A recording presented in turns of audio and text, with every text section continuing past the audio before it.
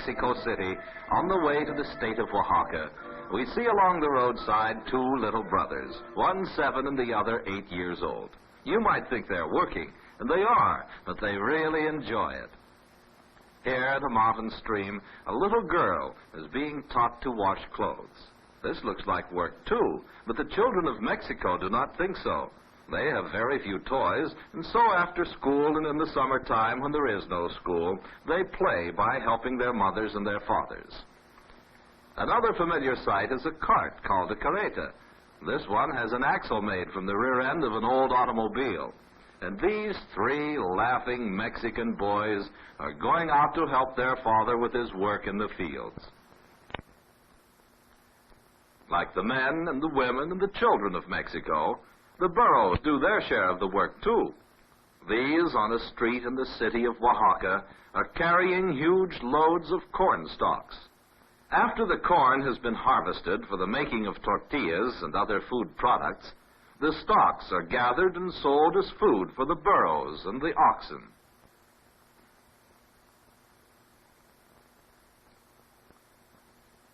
And this is the pottery yard of Senor Jimenez. After pottery is made, it is painted and then baked or fired in a kiln. The kiln of Senor Jimenez is the tall chimney-like structure in the right-hand corner of the yard.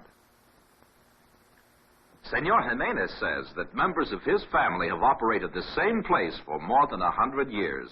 He is now a teacher in the high school in the city of Oaxaca, and these nicely dressed girls were members of it. They learned to decorate pottery. The color, crude homemade brushes, famous. Many pieces are painted with thin, watery paint which runs together and adds blazes of color like the ones in this lovely vase Senor Jimenez is holding.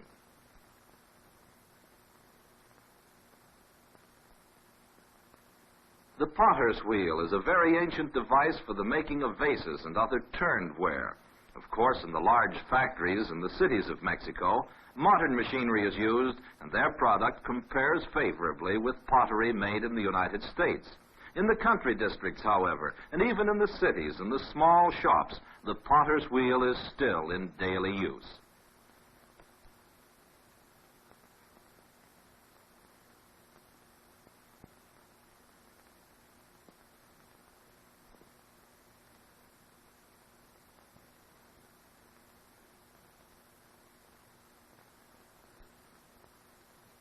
And this man, with only his bare hands, a piece of broken bottle, a scrap of wet leather, and a string, creates another vase, such as the one Senor Jimenez was holding a moment ago.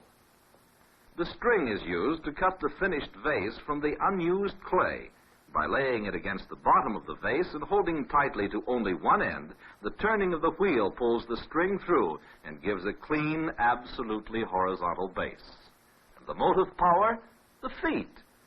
The invention of the foot wheel was made about the time of the building of the pyramids in Egypt and was a tremendous advance in the making of turned pottery.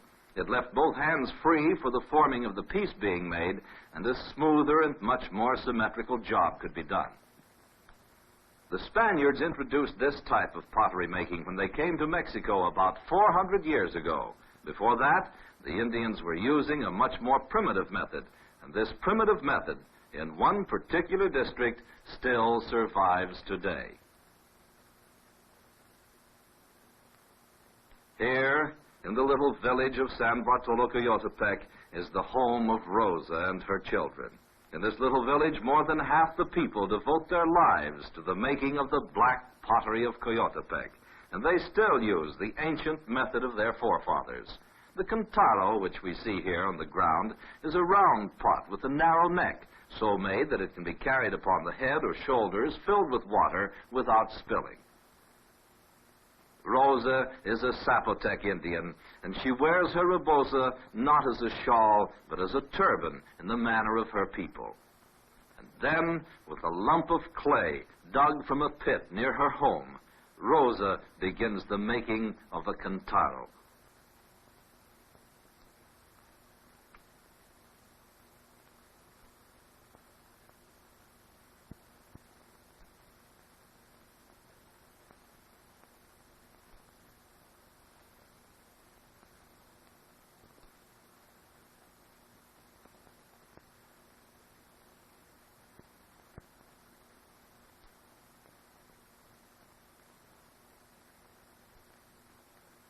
Look at the two saucer-like bowls that Rosa is using.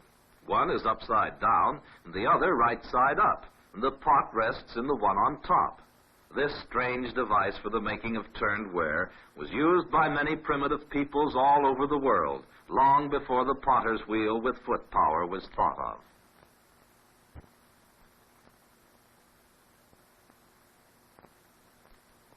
The walls of the pot must be the same thickness all over, or they will break when firing in the kiln, and so Rosa adds to the end rows larger in the center.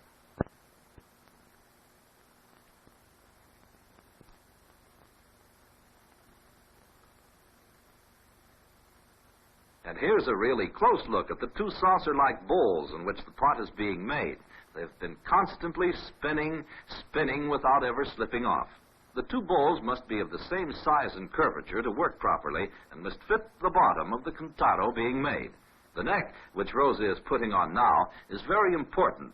The turned-down lip makes the contents pour easier and also provides a place to fasten a rope.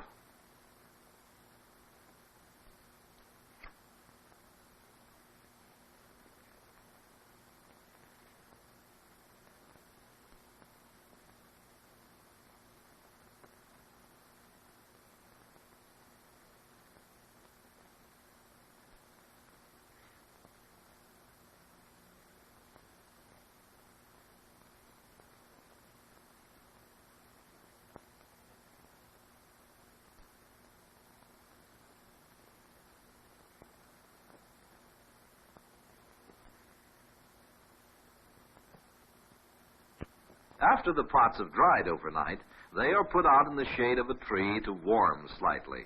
Later, they are moved out into the sunlight to get really hot.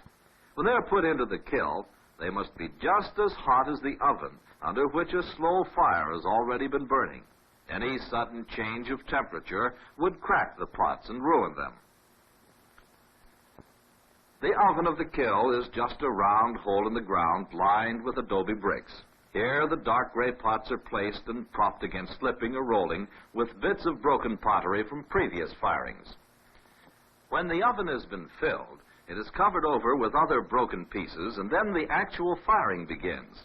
This primitive type of kiln does not have a separate chimney for the fire, and so the fumes and smoke and flames pass right up through the openings between the pots themselves.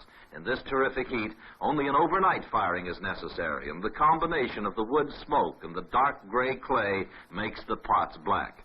Wood is added to the fire from another hole dug in the ground, and as the kiln must grow hot very slowly, just the tip of the firewood is put in at first. It is early the next morning now, and the pots have baked all night long. And here they are, on their way to the market in the city of Oaxaca, many long, weary miles away. People from the small villages all over Mexico, however, in spite of the long walk and the heavy burdens, look forward to the one day of the week when it's market day in the town nearest their village. At the market, there is all the excitement of the crowds and the busy streets and the strange sights, old but ever new. And they know also they will see friends and relatives from other villages, such as these, perhaps, who are also bound to place in the city of Oaxaca. Barefooted, they trudge along, carrying their burdens in their hands, in their arms, and upon their heads.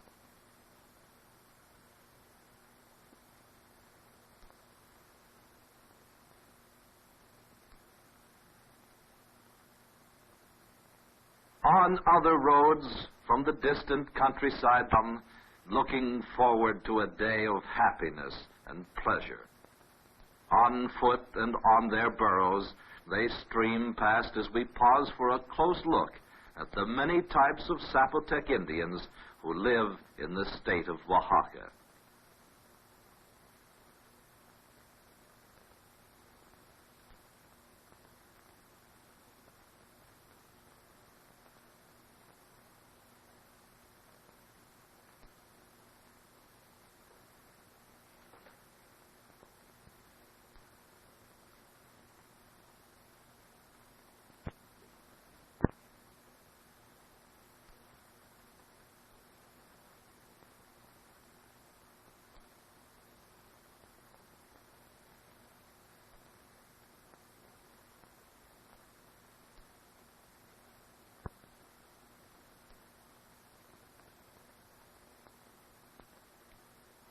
And here is the market in this city of Oaxaca with its buyers and its sellers. Look at this basket of flowers.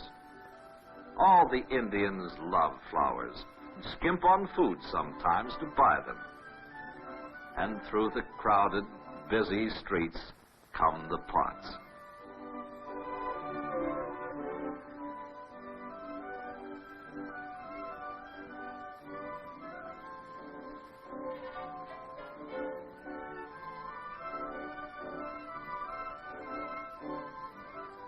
And here, stacked in a market stall, waiting from Taros, from San Bartolo Coyotepec.